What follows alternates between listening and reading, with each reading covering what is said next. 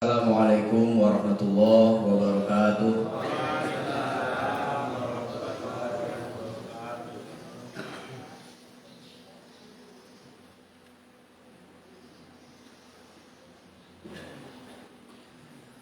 Alhamdulillahirabbil alamin wal 'aqibatu lil muttaqin wala 'udwana illa 'alal zalimin.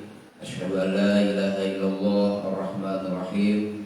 Wa asyhadu anna Muhammadan abduhu wa rasuluhu min akhiril anbiya'i wal mursalin sallallahu alaihi wa ala alihi wa sahbihi ajma'in, amma ba'd. Yang saya hormati Ketua BKM beserta seluruh pengurus yang berhadir, Bapak-bapak dari Dewan Penasehat, Bapak aparatur pemerintahan setempat, Pak Keling yang dirahmati Allah, Kepala Lingkungan, Bapak dan Ibu jamaah sholat subuh rahimakumullah, orang tua kami yang dirahmati Allah Subhanahu wa taala. Syukur alhamdulillah pada Ahad pagi ini kita dapat kembali bertemu bersilaturahim dalam rangka sholat subuh berjamaah, dilanjutkan dengan taklim pagi dan sarapan, insyaallah. Mudah-mudahan langkah kita menuju masjid ini dicatat sebagai amal ibadah di sisi Allah Subhanahu wa taala. Shalawat dan salam semoga senantiasa dilimpahkan kepada Nabi Muhammad Rasulullah Shallallahu alaihi wasallam, kepada seluruh keluarga dan sahabat. Bapak Ibu yang saya hormati,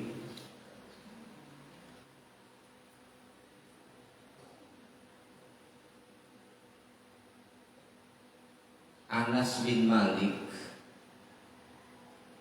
pernah meriwayatkan bahwa pada suatu hari Rasulullah SAW sedang duduk entah di teras masjid, entah di mana bersama para sahabat, dan aufa infa'atan summa rafa'a ra'sahu. Sedang duduk itu, kemudian Nabi SAW menundukkan kepalanya, aufa infatan, kemudian tertidur sebentar. Biasanya ini tidur ayam ini, Pak. Tidur Pak. Bukan tidur yang nyenyak, orang tidur sambil duduk. Kalau bahasa Sunda kami menyebutnya nundutan, tidur sebentar sambil duduk. Biasanya nggak sampai mendengkur gitu. Di situ apa namanya, Bu? Tahu? Tidur ayam. Kalau di kami nundutan. Dan itu sebentar, paling 3 menit, 5 menit gitu. Kalau sampai 3 jam nggak nundutan lagi. Ini umumnya terjadi kalau orang duduk punggung bersandar, kepala menunduk, tidur lah gitu. Apalagi kalau dengar pengajian subuh atau khutbah Jumat, asal kepala nunduk, punggung bersandar, nundutan lah itu. Tidur ayam. Nah, Nabi waktu itu begitu. Tertunduk kepalanya sebentar kemudian diangkat kepalanya, summa rafa'a ra'sahu mutabassiman. Ketika beliau mengangkat kepalanya itu, beliau langsung tersenyum. Dengan senyum yang sangat lebar, sehingga para sahabat bertanya, faqulna ma adhakaka ya Rasulullah. Apa yang membuat Anda tertawa ya Rasulullah? Nabi senyum, sahabat nanya, kenapa Anda tertawa? Kenapa? Karena senyumnya Nabi itu tertawa. Jadi kalau bagi Nabi senyum itu udah tertawa beliau itu. Nabi gak pernah tertawa terbahak-bahak macam kita, sampai nampak semua gigi, sampai terangkat tenggorokan. Tertawa terbahak-bahaknya Nabi Muhammad adalah senyum. Jadi Nabi kalau senyum, sahabat, Nabi sedang tertawa. Bangun tidur langsung senyum. Ini kan mengundang tanda tanya, ada apa langsung senyum.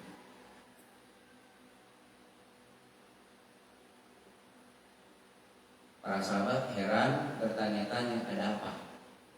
Ini tentu saja lah Bapak Ibu wajar mengundang pertanyaan begitu. Cuman sahabat gak curiga. Walaupun Nabi bangun tidur langsung senyum, sahabat gak curiga macam-macam. Lain sama orang rumah kita, sama istri bapak-bapak di rumah. Kalau bapak bangun tidur langsung senyum, curiga mereka. Cobalah Pak, bapak tidur, bangun tidur langsung senyum-senyum, pasti istri di rumah curiga. Mimpi apa? Ma adhakaka ya Rasulullah, apa yang membuat Anda tertawa ya Rasulullah? Nabi menjawab, unzilat alayya alifan suratun, baru saja diturunkan kepadaku satu surah. Baru saja diturunkan kepadaku satu surah. Jadi ketika Nabi sedang tertidur sebentar itu, turun. Nabi sebetulnya bukan tidur, tapi justru Nabi SAW sedang menerima wahyu. Barusan diturunkan kepadaku satu surah. Yang satu surah yang turun ini membuat Nabi tersenyum. Artinya surah yang turun menggembirakan. Tidak selalu Nabi SAW turun satu surah Al-Quran, satu wahyu, satu ayat Quran, Nabi langsung senyum. Tidak selalu. Kadang-kala justru turun ayat Quran, Nabi justru menangis. Misalnya ketika turun dalam Al-Quran surah An-Nisa ayat 41. A'udzubillahi minasyaitonir rajim. Fa kaifa idza ji'na min kulli ummatin bisyahidin wa ji'na bika 'ala haula'i syahida. Bagaimana kalau kelak pada hari kiamat setiap umat akan didatangkan saksi-saksinya masing-masing, dan engkau Muhammad akan dipanggil sebagai saksi untuk umatmu.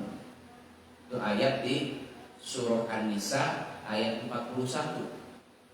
Ketika turun ayat ini, Nabi SAW menangis. Jadi tidak selalu ayat Quran yang turun membuat Nabi tersenyum. Kadang-kala justru ada ayat yang membuat Nabi menangis. Ada lagi ayat dalam Quran turun, ketika turun ayat ini Nabi SAW tumbuh ubannya. Ada begitu. Turun ayat tumbuh uban. Kalau kita kan tumbuh uban kalau ada masalah, kalau sedang banyak pikiran tumbuh uban. Nabi turun ayat tumbuh uban. Apa ayatnya? Ayatnya surah Hud ayat 112. Mohon maaf Pak Yoga gak ada menyinggung sama sekali. Kalau tadi orang senang itu. Hud ayat 112 adalah perintah untuk istiqomah. Fastaqim kama umirta wa man taba ma'aka. Istiqomahlah terhadap apa yang Allah perintahkan. Ini ayat dalam surah Hud ayat 112. Ayat ini ketika turun kata Nabi membuat tumbuh uban Nabi SAW. Sehingga sahabat bertanya, kenapa Anda tumbuh uban ya Rasulullah? Nabi menjawab, surah Hud dan kawan-kawan yang telah membuat aku beruban. Apa kawan-kawannya ini? Ada kalau tidak salah Al-Waqi'ah, ada lagi Amma Yatasa'alun, termasuk diantaranya Hud ayat 112. Perintah istiqomah dalam agama itu membuat Nabi beruban. Artinya suatu perkara yang besar istiqomah ini. Ada penjelasan katanya justru Nabi itu beruban bukan untuk dirinya, tapi memikirkan bagaimana perintah istiqomah itu bisa dilaksanakan oleh umatnya. Bisa nggak umatku istiqomah? Nah, gitu. Ini yang kemudian membuat Nabi SAW tumbuh ubannya. Jadi kesimpulannya, ada ayat-ayat dalam Al-Quran itu Bapak Ibu yang ketika turun Nabi menangis. Ketika ayat itu turun, Nabi tumbuh ubannya. Nah, yang sedang kita bicarakan subuh ini adalah ayat yang ketika ayat itu turun, Nabi tertawa, Nabi tersenyum. Artinya ayat itu menggembirakan, membahagiakan. Makanya senyum. Senyum itu adalah tanda orang yang hatinya sedang bahagia. Begitu. Karena wajah itu adalah gambaran hati, peribahasa. Orang yang hatinya sedang senang pasti murah senyum. Pasti murah senyum. Ibu kalau mau nengok orang ini hidupnya senang atau tidak, lihat saja senyumnya, banyak senyum atau tidak. Kalau dia banyak senyum, berarti senang hidupnya, senang hatinya, sedang gembira jiwa raganya.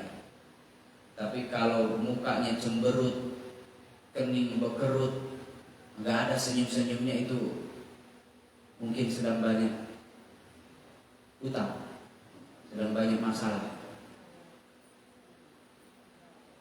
Makanya senyum itu tanda orang yang sedang senang hati. Di Sibulan ini ada orang yang saya lihat selalu senyum, Pak. Asal saya lihat senyum. Kadang-kadang dulu depan SPBU ini, kadang pindah ke rumah sakit, kadang mau sampai ke jembatan apa sana, Alangan. Asal saya tengok pas naik kereta senyum. Nah ini orang senang kayak gitu. Gak peduli dia harga BBM di SPBU itu naik, gak peduli dia senyum aja. Perlu dicontoh itu, Pak, dalam hal senyumnya. Apa surah yang membuat Nabi SAW tersenyum ini? Nah, faqara'a bismillahirrahmanirrahim. Inna a'toina kal kausar fasolli li rabbika wanhar inna syani'aka huwal abtar. Nabi membaca bismillahirrahmanirrahim. Inna a'toina kal kausar, sesungguhnya kami telah memberimu Muhammad al-kausar. Oleh karena itu sholatlah demi Tuhanmu dan berkurbanlah. Sesungguhnya orang yang mencelamu, sesungguhnya orang yang memfitnahmu, sesungguhnya orang yang menyumpahimu, dialah sesungguhnya orang yang abtar. Jadi ternyata surahnya ini adalah surah Al-Kautsar. Berapa ayat, Bu? 4 atau 5? 3 ayat. Surah Al-Kautsar 3 ayat. Surah masuk jajaran surah-surah pendek dalam Al-Quran dan surah-surah favorit yang dibaca ketika sholat. Inna a'toina kulhu wal asri kulhu, itu kan favorit kita bersama kalau sholat.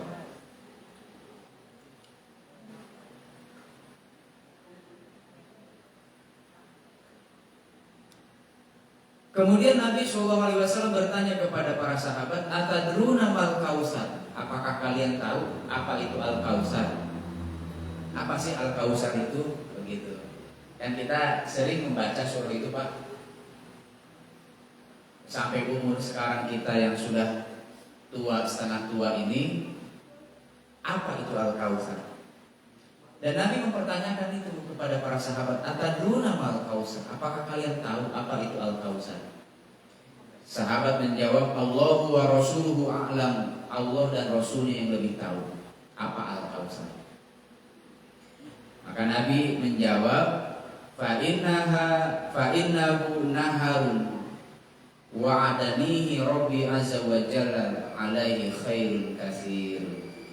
Al-Kausar itu, kata Nabi, adalah nama sebuah sungai di surga, yang Allah subhanahu wa ta'ala menjanjikan sungai itu untukku. Di dalam sungai itu terkandung banyak sekali kebaikan-kebaikan. Al-Kausar itu nama sebuah sungai di surga. Ada nanti dalam riwayat Ibnu Katsir dan tafsirnya, Al-Kausar itu bukan nama sebuah sungai di surga, tapi nama sebuah telaga, haud, telaga di padang mahsyar. Telaga di padang mahsyar namanya Al-Kausar, sungai di surga namanya juga Al-Kausar. Nah, ini kata Imam Ibnu Katsir bukan sesuatu hal yang bertentangan. Akan Akan tetapi dapat dikompromikan karena nanti akan ada riwayat bahwa Telaga Al-Kautsar itu bersumber dari sungai, yang sungainya itu adalah dari sungai Al-Kautsar itu yang di surga. Jadi sungai Al-Kautsar mengalirkan air, kemudian berkumpul air itu di Telaga Al-Kautsar. Fihi khairun katsirun, kata Nabi, di dalam sungai itu terdapat banyak kebaikan.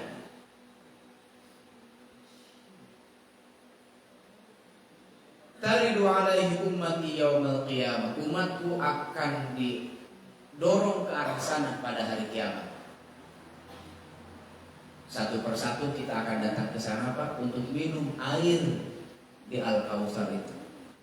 Kalau riwayat yang mengatakan tentang Telaga Al-Kautsar yang di padang mahsyar, Nabi mengatakan man syariba minhu lam yatma abadan. Siapa yang minum air dari Telaga Al-Kautsar itu, satu kali dia minum, maka dia tidak akan pernah merasa haus selama-lamanya. Ma'uhu abyadun minal laban. Airnya itu putih, lebih putih daripada susu, dan lebih manis daripada madu. Siapa yang minum satu kali, dia tidak akan haus selama-lamanya. Artinya apa ini? Artinya air yang ini berbeda dengan air di alam dunia. Airnya itu bukan air yang ada di dunia. Air di alam dunia ini sesegar-segar apapun, semanis apapun, sesejuk apapun, tetap saja kita minum suatu saat nanti ya haus lagi, kan begitu. Tapi air yang ini sekali orang minum tidak akan haus selama-lamanya. Dan kalau kita Bapak Ibu bertanya-tanya, di mana nanti kita berjumpa dengan Nabi SAW? Pernah gak ibu bertanya, kita kan gak jumpa nih dengan Nabi, kita tidak pernah punya pengalaman bersua dengan Nabi. Pernah gak kita bertanya, kalau nanti kita masuk alam akhirat, di mana kita bertemu pertama kali dengan Nabi SAW? Nah kini kita akan jumpa dengan riwayat di mana Nabi SAW mengatakan, Ana faradtukum alal haudi, aku akan menunggu kalian di telagaku. Aku akan menunggu kalian di telaga. Nah di telaga itulah Nabi SAW menunggu kita. Disitulah kita untuk momen pertama berjumpa dengan Nabi SAW. Mudah-mudahan sampai kita ke sana Pak.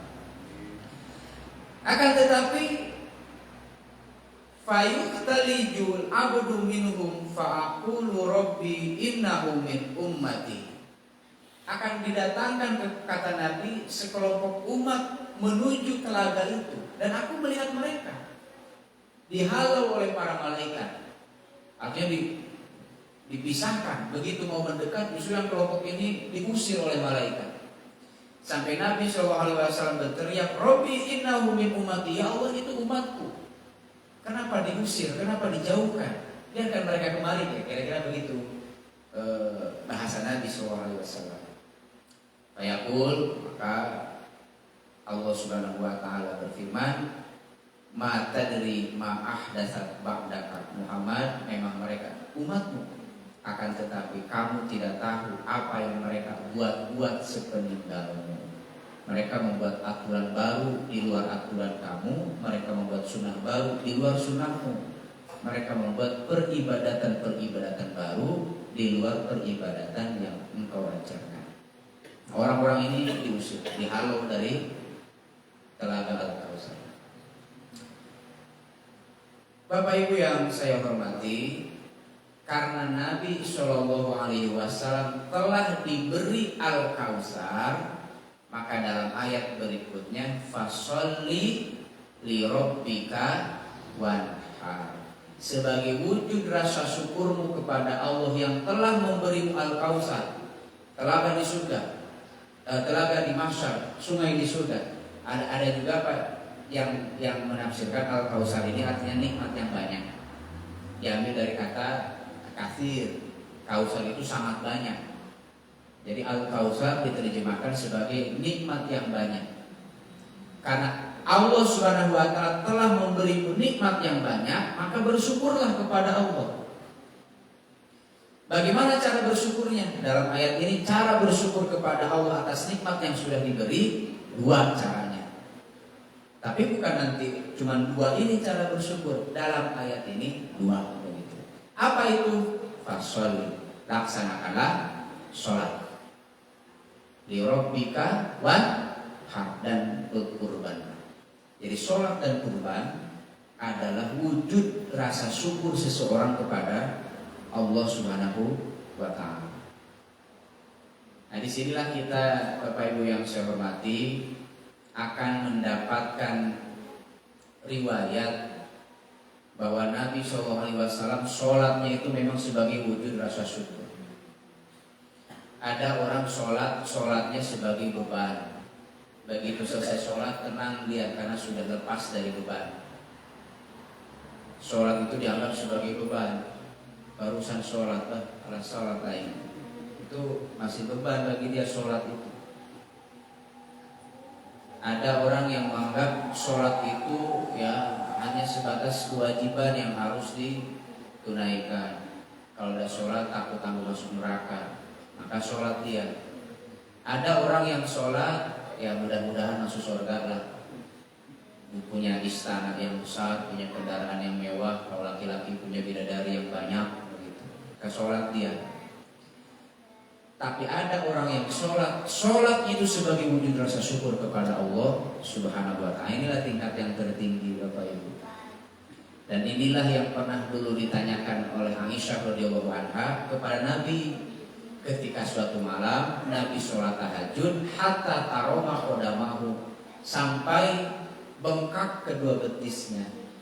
Sholat tahajud sampai bengkak kedua betisnya. Tentulah ini menunjukkan rakaat yang sangat panjang, sampai sholat bengkak betis. Pernah ibu sholat sampai bengkak betis, Bu? Pak, pernah Pak? Sampai bengkak kaki gara-gara sholat. Kalau gara-gara asam urat, pernah ya? Nah, kita sekalinya bengkak asam urat. Kalau Nabi bengkak gara-gara sholat. Sampai Aisyah bertanya, ya Rasulullah, bukankah Allah sudah mengampuni dosa kau yang telah lalu? Iya. Bukankah Allah sudah menjadikan surga untukmu? Iya. Jadi kenapa harus sholat sampai sebegitu? Begitu kira-kira pertanyaan Aisyah, Pak. Nabi SAW menjawab, afala tuhibbu an akuna abdan syakur. Aisyah, tidak kasih pantasnya aku menjadi hamba yang bersyukur. Dosa sudah diampuni, surga sudah di tangan, jadi bersyukurlah. Wujud rasa syukur adalah sholat tahajud, begitu. Maka Nabi SAW tahajud malam hari sebagai wujud rasa syukur. Dan Nabi SAW melaksanakan perintah syukur yang kedua, yaitu wanhar, berkurbanlah. Nah, ini Bapak Ibu, kita mendapatkan riwayat Imam Tirmizi dari Ibnu Umar. Apa kata Ibnu Umar? Aqama Rasulullah sallallahu alaihi wasallam bil Madinah asyra sinin yadaha kulla sanatin. Nabi sallallahu alaihi wasallam tinggal di Madinah itu 10 tahun. Kata Ibnu Umar. Selama 10 tahun itu yadha kulla sanatin, Nabi selalu berkurban setiap tahun. Dalam hidup Nabi SAW semenjak syariat kurban diturunkan, tidak pernah ada satu Zulhijjah pun yang Nabi absen tidak kurban di situ. Tidak ada. Sejak ada syariat kurban, Nabi selalu kurban. Tahun ini kurban, tahun depan kurban, tahun depannya kurban lagi, sampai 10 tahun di Madinah sampai beliau wafat, Nabi selalu berkurban. Tidak ada satu tahun pun yang Nabi tidak berkurban di situ. Riwayat ini, kata Ibnu Umar. Kadang beliau berkurban dengan kabsyaini lamhain, 2 ekor kambing yang gemuk-gemuk. Kadang seekor sapi, kadang seekor onta. Kadang di ujung hidupnya, bahkan di ujung hidupnya, di tahun terakhir beliau berkurban, Ada riwayat yang mengatakan Nabi SAW kurban dengan 63 ekor onta. 63 ekor onta. Kesimpulannya, Nabi Muhammad SAW memberikan contoh tidak pernah absen setiap datang Dzulhijjah pasti belum berkurban. Padahal Bapak Ibu yang saya hormati, nah ini padahalnya Bapak Ibu, kontradiksinya di sini. Setiap tahun Nabi berkurban, tidak pernah beliau absen dari berkurban. Padahal hari-harinya Nabi SAW itu lebih banyak kelaparan daripada kekenyangan. Itu padahalnya Bapak Ibu. Pernah kita ceritakan di sini satu riwayat di mana Nabi SAW pulang sholat subuh, datang ke rumah, nanya ke Aisyah apakah ada kawan nasi, apakah ada lauk pauk untuk sarapan. Aisyah menjawab, ma indana syai'un illa al-khallu. Ya Rasulullah, pagi ini tidak ada sarapan kita kecuali hanya cuka. Nabi pulang dari masjid subuh-subuh sampai ke rumah kira-kira waktu duha, nanya sarapan. Aisyah menjawab, tidak ada apapun di rumah kita kecuali hanya cuka. Apa kawannya, kata Nabi? Aisyah menjawab, roti kering. Roti kering. Maka pagi itu Nabi SAW sarapan dengan roti kering yang dicelupkan ke dalam cuka. Apalah rasanya itu? Roti kering dicelupkan ke cuka. Apa rasanya?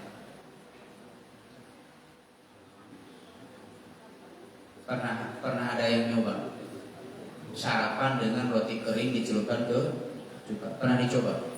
Dicoba sesekali nanti Bu. Beli roti kering, beli cuka makan, sarapan dengan itu, celupkan. Apalah rasanya itu? Dan saya usul ke BKM kalau boleh sesekali sarapan kita roti kering dengan cuka, supaya ngikut sunnah Nabi. Coba rasakan apa rasanya sarapan dengan roti kering dicelupkan ke dalam cuka. Sesekali bolehlah, nggak lontong sama nasi goreng, boleh sesekali roti kering dengan cuka. Hah? Apa itu sarapan Nabi? Tidak ada kawan yang lain. Apa kata Nabi? Ni'mal udmu al-khullu, ni'mal udmu al-khullu. Kalau bahasa kita, kawan nasi yang paling enak adalah cuka. Lauk pauk yang paling enak adalah cuka. Sampai 2 kali Nabi menyebutkan itu, Pak. Lama Pak merenungkan hadis ini, Pak. Kenapa Nabi SAW pagi itu mengatakan kawan nasi yang paling enak adalah cuka? Kenapa tidak? Apakah Nabi memang suka sarapan dengan cuka? Apakah Nabi tidak doyan rendang Padang? Apakah Nabi gak suka sarapan dengan sate? Kan sarapan dengan nasi goreng lebih enak daripada cuka. Kalau pikir kita kan begitu, Pak. Kenapa Nabi katakan kawan nasi yang paling enak adalah cuka? Kata para ulama, karena yang ada pagi itu ya cuma cuka itu, gak ada yang lain gitu. Makanya Nabi katakan kawan nasi yang paling enak adalah cuka. Ini Bapak Ibu terlihat simpel dan sederhana ini apa yang Nabi ucapkan ini, tapi untuk mengamalkannya luar biasa. Baru sekarang ini para psikolog modern mengatakan apa yang dikerjakan oleh Nabi ini disebut dengan suatu kemampuan namanya reframing skill. Kemampuan menata ulang suasana hati, membingkai ulang suatu keadaan sehingga tidak melihatnya dari sisi negatif tapi justru melihatnya dari sisi positif sehingga bisa bersyukur. Yang ada cuka ya sudah, cuka yang dinikmati, yang disyukuri. Kawan nasi yang paling enak adalah cuka. Dan memang setelah saya pikir-pikir Bapak Ibu, enak makan itu, makan yang paling enak itu memang dengan yang ada. Itu yang dulu orang tua kita sering bilang, silakan makan seadanya, makan apa yang ada, gitu, nikmati apa yang ada. Dan baru sadar saya memang enaknya makan itu dengan yang ada, Pak. Makan yang gak ada itu susah. Mengunyahnya pun susah yang nggak ada itu. Susah, gimana mengunyahnya? Menelannya bagaimana? Orang nggak ada.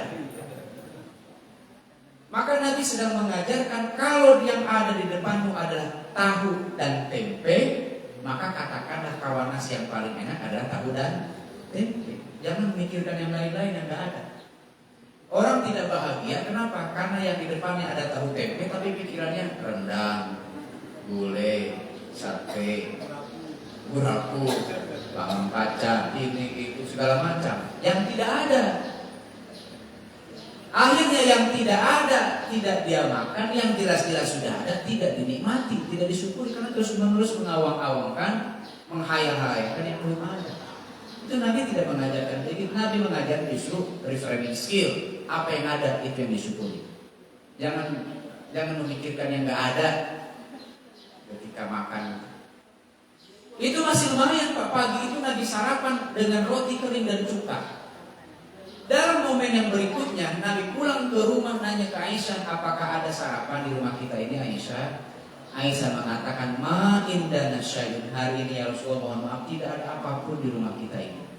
Kemarin masih lumayan ada roti kering dengan cuka. Sekarang jangankan roti kering, sebutir kurma pun tidak ada. Air pun belum sempat dimasak. Apa kata Nabi? Urusan rumah tangga tidak jadi perkara dalam rumah tangga apa gara-gara makanan. Nabi selesai dengan omongan faidan ana soimun, ya sudahlah kalau begitu saya puasa hari ini. Gak ada makanan, ya udah puasa. Apa susahnya? Begitu kira-kira. Ada makan bismillah jadi pahala, gak ada makan bismillah puasa jadi pahala. Selesai urusan rumah tangga walaupun gak ada makanan. Kita jangan coba-coba pulang ke rumah gak ada makanan. Bisa berterbangan diri. Bini macam apa kok? Tahu mengatur keuangan. Baru semalam dikasih uang 1 miliar. Kini udah habis lagi. Sarapan pun ada. Itu kan bisa cekcok rumah tangga. Bisa dibuat ribut orang satu kampung gara-gara gak ada sarapan pagi itu. Bapak bayangkan Pak, Nabi pernah satu riwayat pulang dari perjalanan, entah perang, entah perjalanan apa. Jauh perjalanan yang ditempuh sampai ke rumah kan itu capek. Nabi minta, orang capek kan biasanya butuh tenaga, badannya lemas, bawaannya pengen yang manis-manis. Kata Nabi, Aisyah tolong buatkan teh manis. Minta teh manis Nabi kepada Aisyah. Pulang kerja, pulang jihad, capek. Aisyah pergilah ke dapur cepat-cepat. Mungkin entah lampunya lagi mati, entah gelap dapur itu, Aisyah salah memasukkan gula. Yang dimasukkan ke dalam gelas justru garam. Masukkan kecek bawa ke depan, silakan ya Rasulullah. Diminum oleh Rasulullah yang baru pulang kerja, litak capek kekeringan, diminum. Kok agak lain nih teh manis ini? Kenapa agak asin rasanya? Ternyata kan Aisyah salah masukkan. Lalu ditanya oleh Aisyah, bagaimana rasanya ya Rasulullah? Coba kalau posisinya ada di kita Pak. Lita pulang kerja minta teh manis dikasih teh asin. Mungkin kita banting di gelas itu. Kita banting apa kok? Sepele kok sama aku sebagai suami. Itu. Gak ada lagi menghargai. Orang cuma minta teh manis perlu dikasih teh asin. Gak ada lagi penghargaannya. Mungkin sampai bertengkar itu. Tapi Nabi waktu itu menjawabnya simpel Pak. Kata Nabi, alangkah nikmatnya. Apalagi kalau segelas berdua. Itu aja jawabannya. Betapa nikmatnya, apalagi kalau segelas berdua.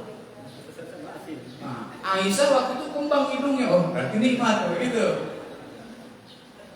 Berarti pas dengan teh manis buatan sampai segelas berdua begitu. Begitu dirasai oleh Aisyah, ya Rasulullah, kok asin? Minta maaf ya Rasulullah, pulang lagi ke dapur dibuat yang baru, selesai urusan Pak. Betapa nikmatnya, apalagi kalau segelas berdua. Itu jawaban Nabi kepada istrinya ketika dibuatkan teh asin. Dites Bu, dipraktekkan Bu di rumah Bu. Sesekali buatkan teh asin untuk suami Bu. Apa responnya? Sama nggak dengan jawaban Nabi? Apakah jawabannya sama? Betapa indahnya. Apalagi kalau segelas berdua. Apakah jawabannya sama dengan jawaban Nabi? Nah, kita cek. langsung eksperimen atau dibantingkan gelas. Ya.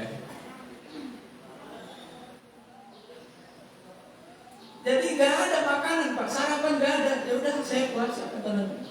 Begitulah Nabi dan hari-harinya. Kadang kala sarapan, kadang tidak. Kalau ada makanan Nabi makan, kalau nggak ada makan puasa. Nabi itu lebih sering laparnya daripada kenyangnya. Tapi kalau datang bulan Dzulhijjah, beliau selalu berkurban. Itu hebatnya. Dan itulah titik tolak perbedaan kita dengan Nabi SAW. Kita ini lebih sering kenyang. Jarang-jarangnya kita kelaparan kalau nggak puasa. Dan jarang-jarang kita mendadak niat puasa gara-gara nggak ada makanan di rumah.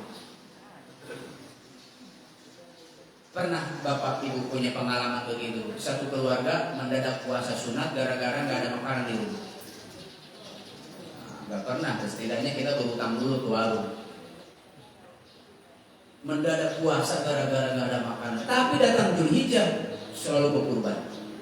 Ini kan bertolak belakang dengan kita. Kalau kita hari-hari suka kekenyangan, lebih banyak makan daripada puasa. Tapi kalau datang Dzulhijjah, ditawari berkurban, diajak untuk patungan kurban, jawabannya, mohon maaf saya belum mampu. Padahal kenyang setiap hari. Nah ini Bapak Ibu yang saya hormati, untuk pelajaran yang sangat berharga bagi kita.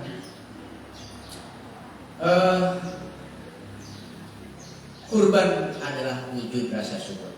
Inna syani'aka huwal abtar. Sesungguhnya orang yang menyumpahimu, dialah orang yang sebetulnya abtar itu. Apa itu abtar? Apa itu abtar? Ini kan sering ya Bu kita baca ayat ini Bu. Inna a'tainakal kautsar fasholli li rabbika wanhar inna syani'aka huwal abtar. Sering gak Ibu membaca surah ini dalam sholat Bu? Sering.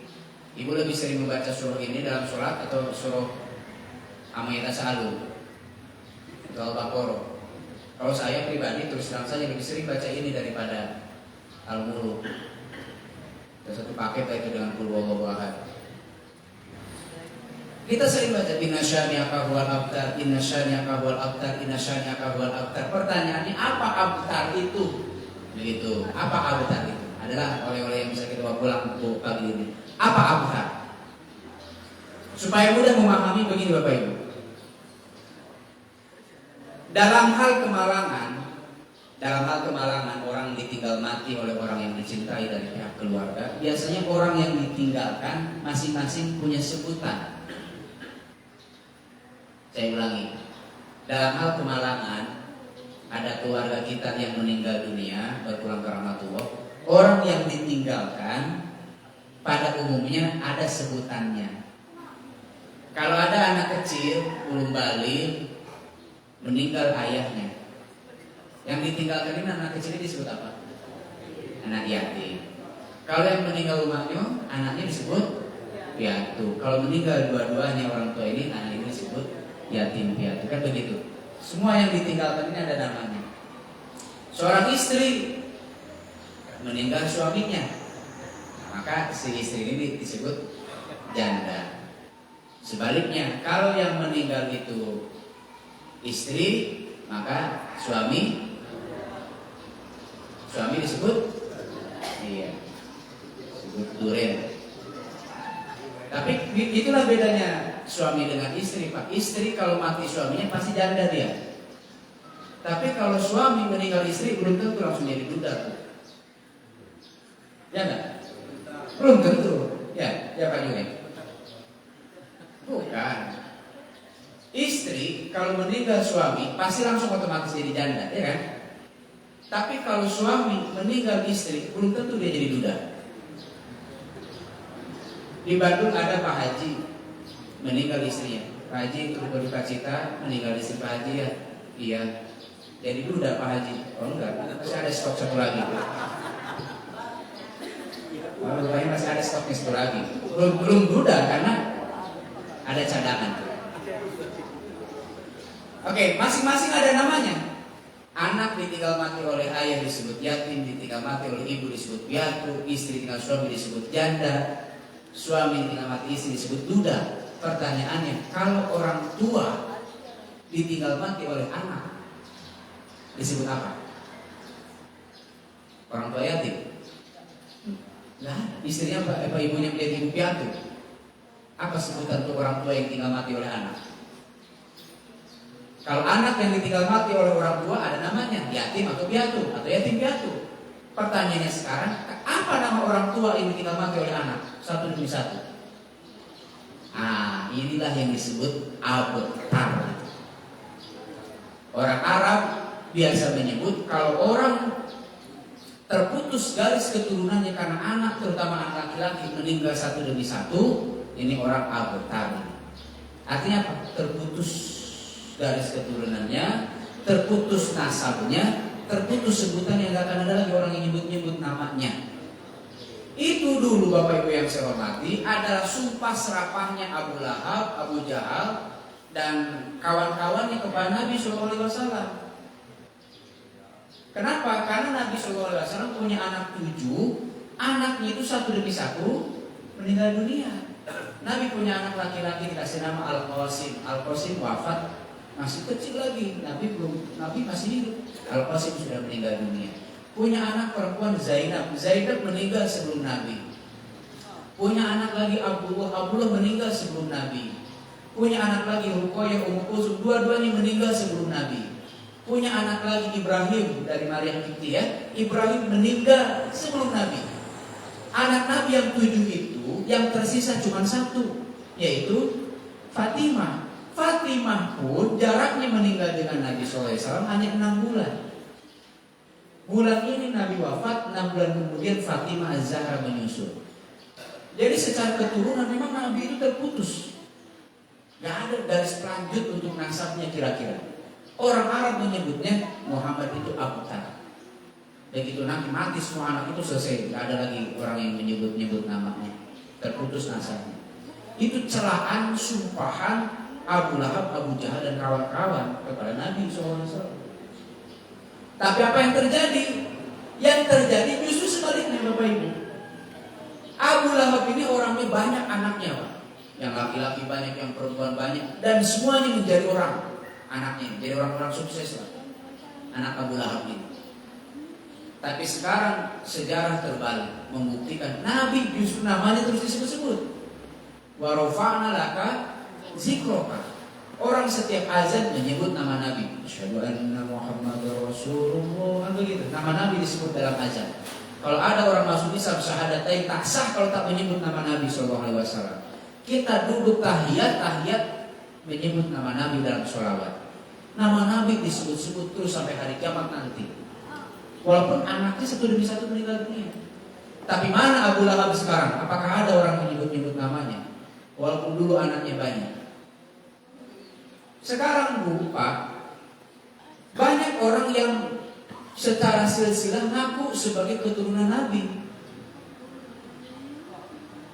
Secara genetis katanya genetiknya itu nyambung ke nasab Nabi.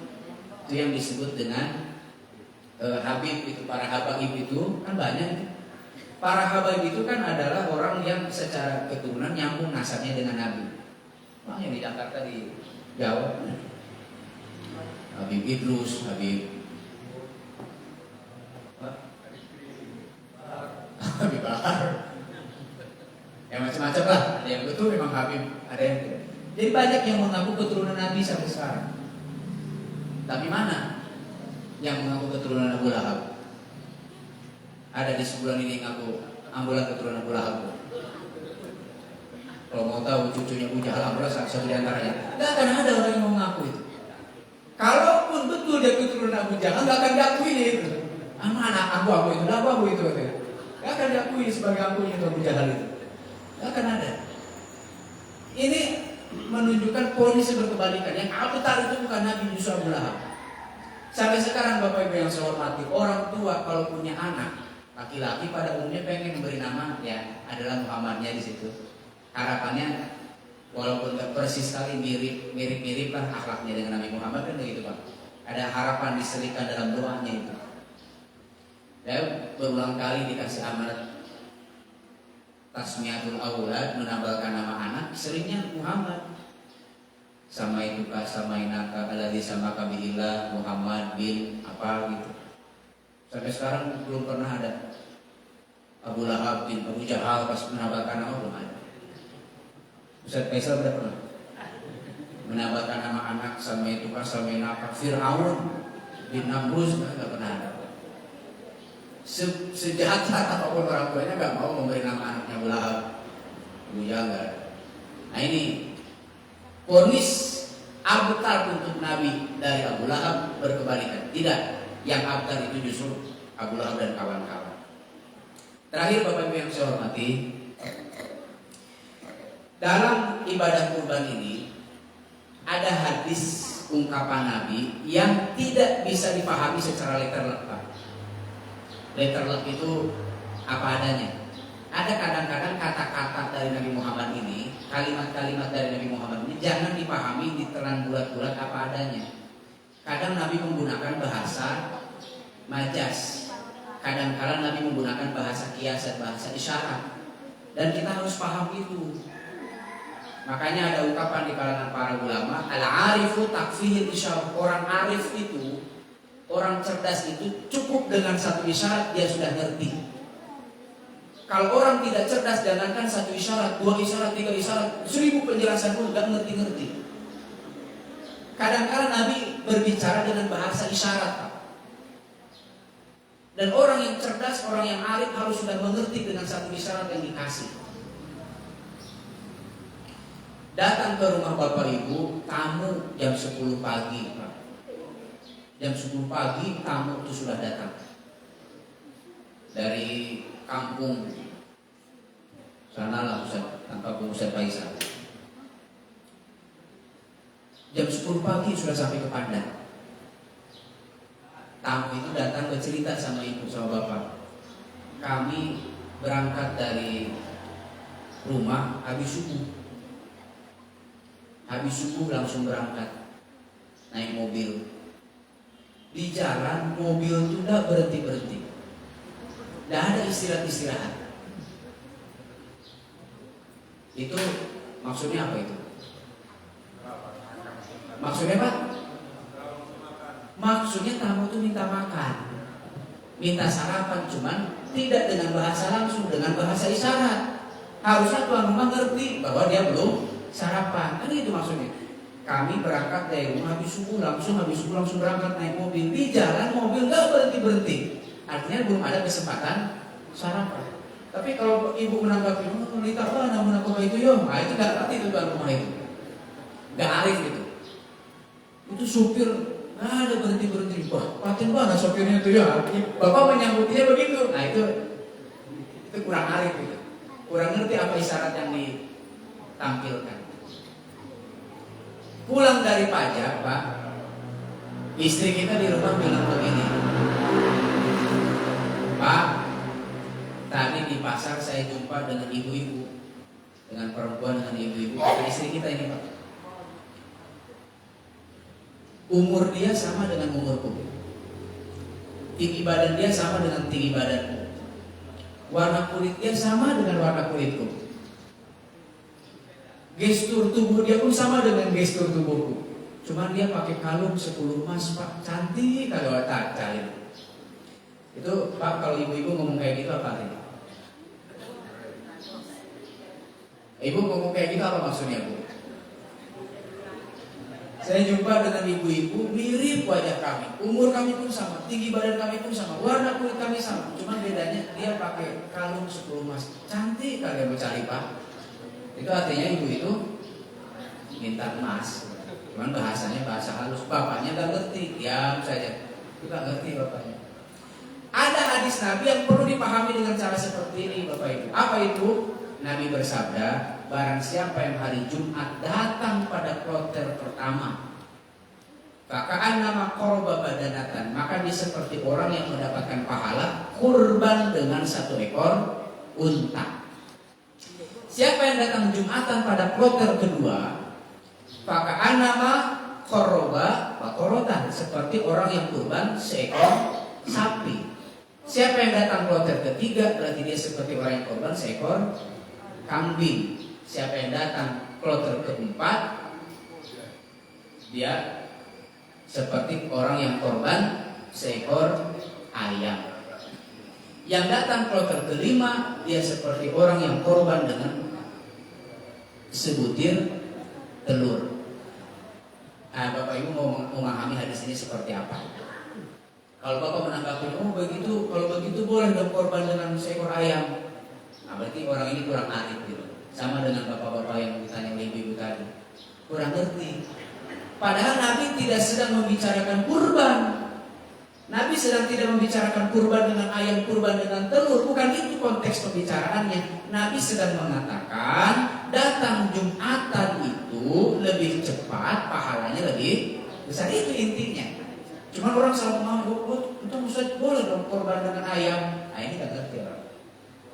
Maka Jumatan itu datang lebih cepat, lebih baik. Di kampung kami Bu ada angku-angku lagai, nama angku-angku lah. Jam 9 pagi sudah datang Jumatan Pak. Jam 9 Pak. Zuhur sama jam 12. Jam 9 sudah sampai ke masjid. Apakah nyari korban unta? Ternyata ketika ditanya, enggak juga. Mengapa angku laki baru datang ke masjid jam 9 nggak sampai? Tidak lama di rumah, direpeti saja waktu itu. Rupanya di rumah dia boleh di rumah, bininya ngerepet. Jadi kalau datang cepat ke masjid agak aman sedikit. Bapak Ibu yang saya hormati, ini yang dapat saya sampaikan pada pagi hari ini. Kalau ada yang ditanyakan silakan, kalau nggak ada alhamdulillah biar cepat-cepat kita sarapan. Aku lupa lihat wa astaghfirullah wa lakum. Wassalamualaikum warahmatullahi wabarakatuh. Waalaikumsalam warahmatullahi wabarakatuh. Kepada Bapak Ibu jamaah yang ingin bertanya kepada Ustaz, kami persilahkan. Silakan Pak. Assalamualaikum warahmatullahi wabarakatuh. Bagaimana sikap kita Pak Ustaz sebagai hamba Allah?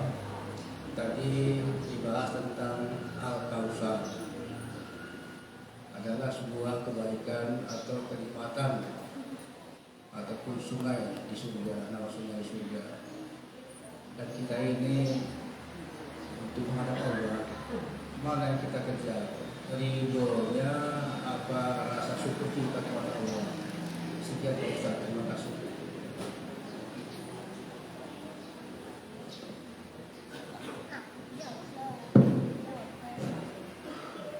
Memang selalu Pak Jum ini kalau nanya singkat, padat, tapi susah dijawab.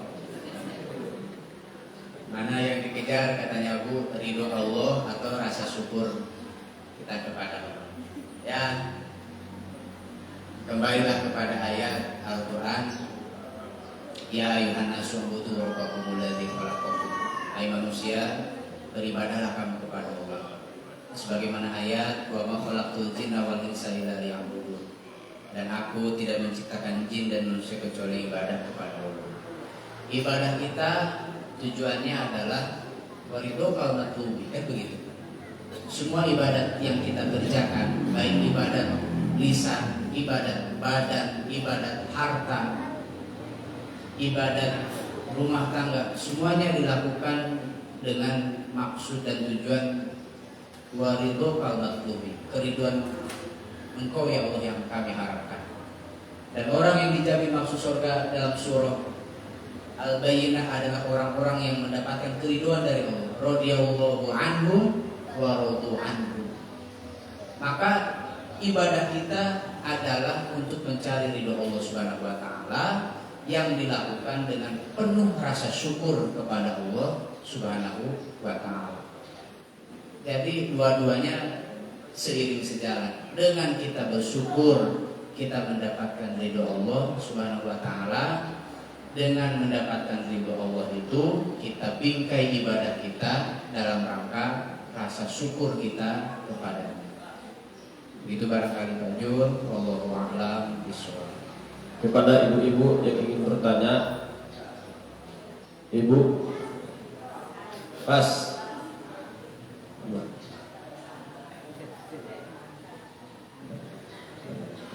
Assalamualaikum warahmatullahi wabarakatuh.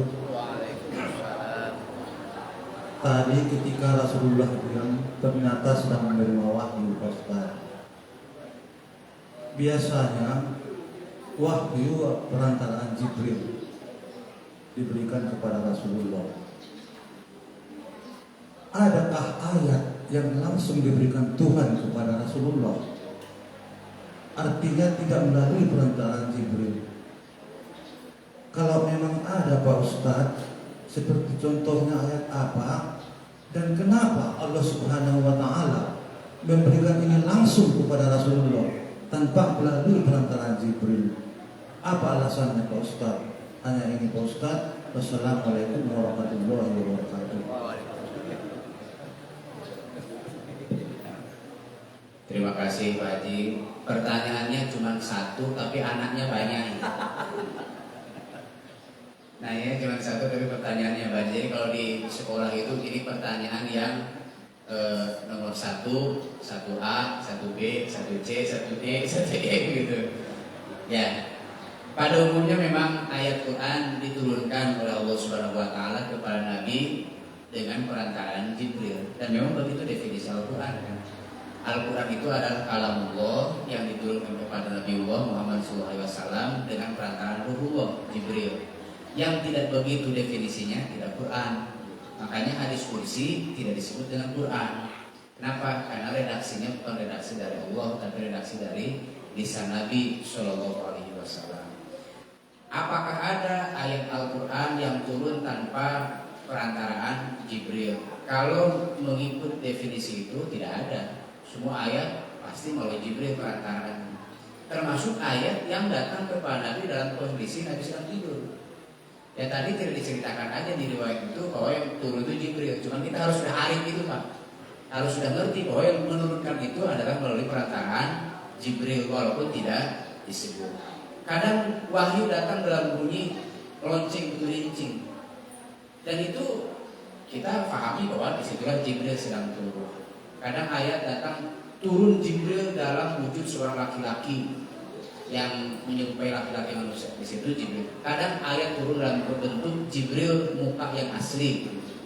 Kadang memang ada ayat tertentu tapi tidak dimasukkan dalam Quran. Perintahnya yang ada yaitu ketika Nabi Isra Mi'raj perintah untuk sholat yang 5 waktu tanpa kedatangan Jibril. Tapi langsung antara Allah Subhanahu wa Ta'ala dengan Nabi Muhammad SAW. Apa hikmahnya? Apa alasannya? Jawabannya wallahu a'lam bishawab. Itu Pak. Kepada ibu-ibu, ada lagi Bu? Sebelum kita tutup. Pas. Baik, Bapak Ibu jamaah dimuliakan Allah Subhanahu wa Ta'ala. Terima kasih kepada Ustadz yang sudah memberikan kita ilmu-ilmu tentang kajian tafsir. Mudah-mudahan apa ilmu yang disampaikan oleh Ustadz kepada kita semua menjadi ilmu yang barokah, bisa kita amalkan dalam kehidupan sehari-hari. Amin ya rabbal alamin. Kita tutup kajian kita ini dengan mengucapkan alhamdulillahirabbil alamin. Dan tutup dengan doa kafaratul majlis. Subhanakallahumma wa bihamdika asyhadu an la ilaha illa anta astaghfiruka wa atubu ilaik. Assalamualaikum warahmatullahi wabarakatuh.